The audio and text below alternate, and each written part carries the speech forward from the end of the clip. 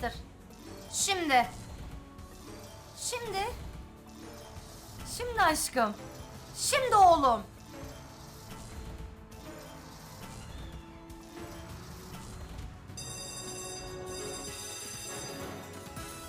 Of 2000 lira da verdi. Hadi bakalım. Allah Allah oğlum ne oluyor lan?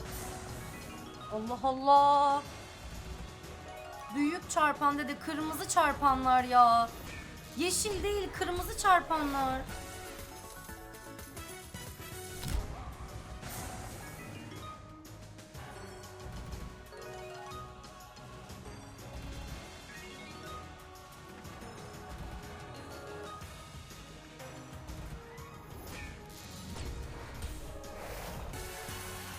Vallahi 27 bin lira ödedi.